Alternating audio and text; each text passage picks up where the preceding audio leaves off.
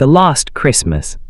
The moment my mother called my wife a gold-digging embarrassment in front of 18 relatives, 3 casserole dishes, and my 4-year-old niece holding a candy cane, I realized I had exactly one choice to make. I could keep being my mother's son, or I could finally become my wife's husband.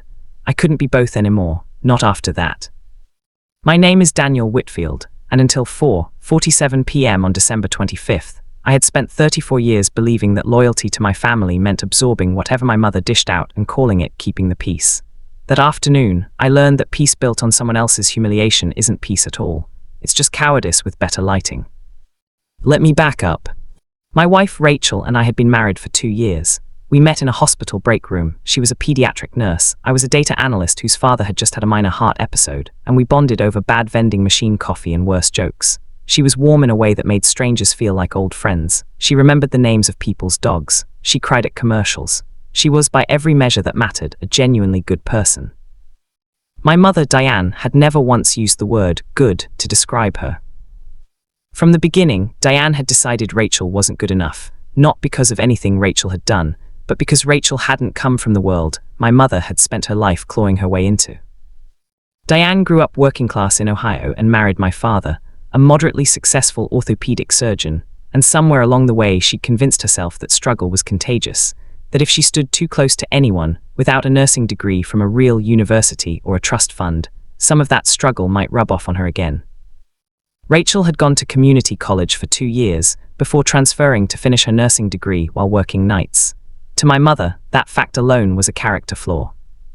I'd heard the comments for 2 years, the little digs disguised as concern. Are you sure nursing pays enough for the life Daniel's used to? It's sweet that she tries, bless her. I just worry she doesn't understand our kind of people. I'd laughed them off, redirected them, occasionally told my mother to knock it off in a tone that was more request than demand. I told myself I was managing the situation.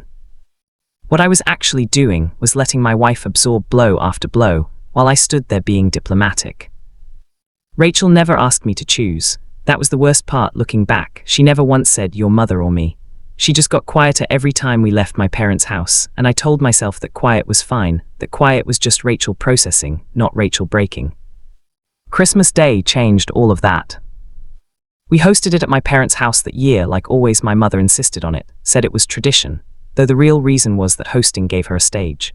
18 people crammed into the dining room. My parents, my sister Katie and her husband, my aunt and uncle from Pittsburgh, my grandmother, a handful of cousins, and Rachel and me.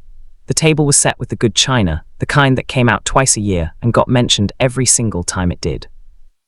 Rachel had spent 3 weeks planning a gift for my mother, a photo album actually, filled with pictures she'd spent hours scanning and restoring from my childhood, ones my mother hadn't seen in decades because half her old photo boxes had water damage from a basement flood years back.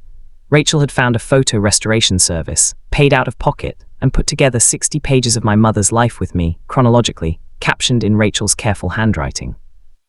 She'd been so nervous about it, that morning she'd asked me twice if I thought Diane would like it. I should have known something was wrong when my mother opened it, flipped through 4 pages, and set it down without a word.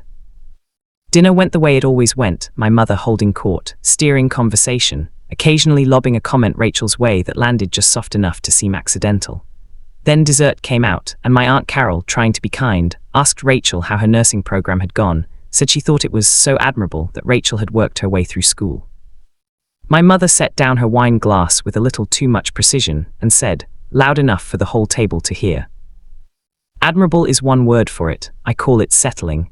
I keep telling Daniel he could have done so much better, but I suppose someone has to marry the help." The table went silent, not the polite kind of silent, the kind where you can hear ice cubes shift in a glass, where 18 people all suddenly find their napkins fascinating. My niece, 4 years old, looked up from her candy cane at the sudden quiet, sensing something adult and ugly had happened even if she couldn't name it. Rachel's face didn't crumble. That's the thing I'll remember longest. She didn't cry, didn't storm out, didn't even flinch, not really. She just went very still, the way people go still when they're using every ounce of their strength to hold a shape. She looked down at her plate, and I watched her hands, those hands that had held dying children's parents at 3 a.m., that had drawn my mother's blood pressure 100 times without complaint, that had spent 3 weeks gluing 60 pages together as a gift, fold quietly into her lap. And for one full second, I did nothing. I sat there, the way I'd sat there for 2 years, calculating the cost of confrontation, weighing keeping the peace against my wife's dignity like it was a fair trade. Then I thought about the photo album. Page 4 had been a picture of me at 7 years old, missing my front teeth, holding a fish I'd caught with my dad. Rachel had captioned it, even at 7, already stubborn enough to wait 3 hours for one bite. She knew me down to the bone, knew things about my own childhood that my mother had let slip through the cracks of her attention, and she'd spent 3 weeks putting it back together as a gift for a woman who was now calling her the help in front of my grandmother. I stood up. "Get up, Rachel," I said. "We're leaving." "Daniel, sit down, don't be dramatic," my mother said, already reaching for her wine glass again, like she hadn't just detonated a bomb at her own table. "It was a joke." "It wasn't a joke," I said. "It was cruelty wearing a joke as a costume, and you've been doing it for 2 years, and I let you, and that's on me, but it stops today." My father cleared his throat, the sound he always made instead of actually intervening. "Danny, come on, it's Christmas." "It is Christmas," I said, "which is exactly why I'm not going to sit here and let my wife eat humiliation for dessert, because it's easier than making a scene." My mother's face had gone the particular shade of red it went right before she pivoted to playing victim. "I have given that woman nothing but kindness." "You have given her exactly one thing consistently for 2 years," I said, "and it's condescension dressed up as concern. I've watched you do it at every holiday, every birthday, every family dinner, and I've watched myself let you do it because I didn't want to make things awkward."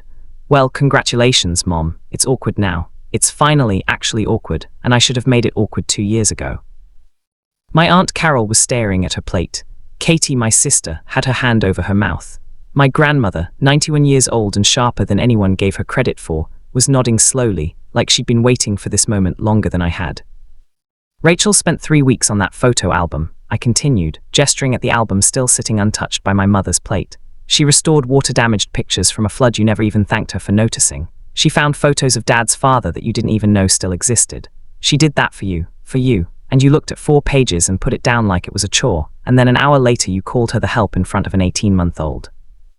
"She's 4, my niece's mother corrected quietly, and somehow that small, absurd correction broke some of the tension enough for me to keep going without my voice shaking.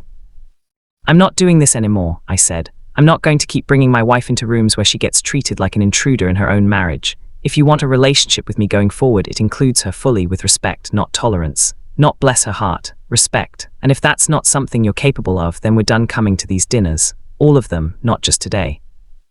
My mother's mouth opened and closed.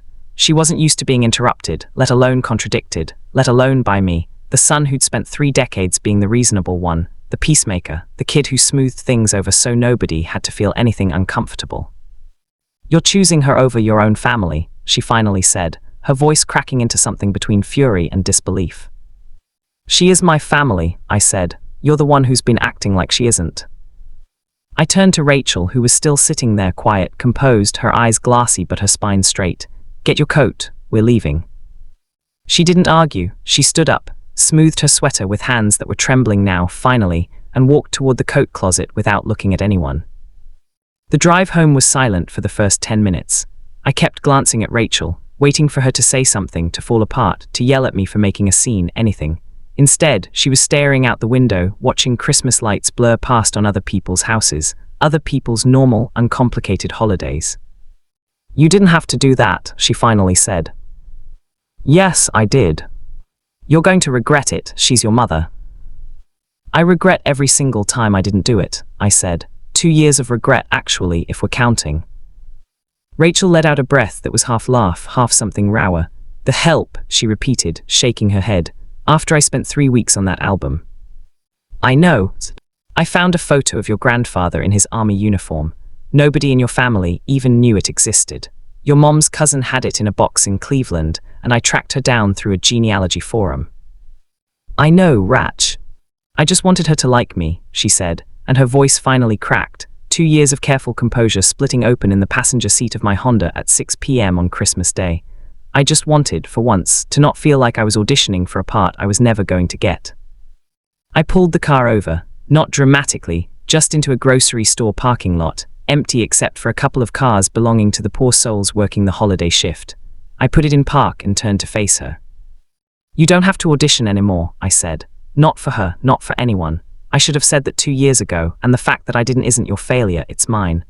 I let you think her approval was something you needed to earn, when the truth is she's the one who failed to earn your patience, and you gave it to her anyway for 2 straight years, more generously than she deserved. Rachel wiped her face with the sleeve of her sweater, laughing a little through the tears.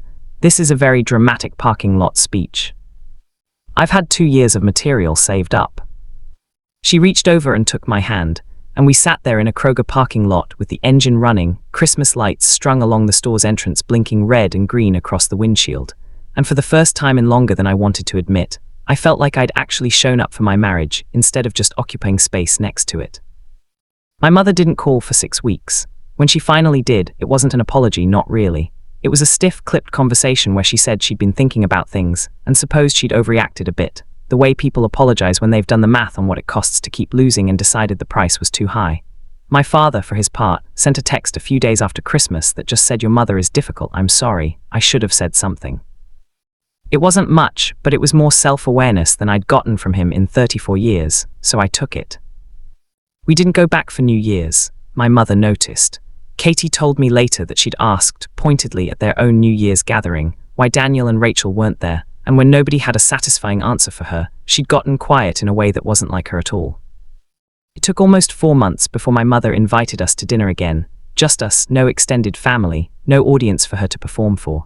She made Rachel's favorite dish, something she'd apparently asked Katie about weeks in advance, which was either an olive branch or the most passive-aggressive reconnaissance mission in family history, and honestly, with my mother, could have been both.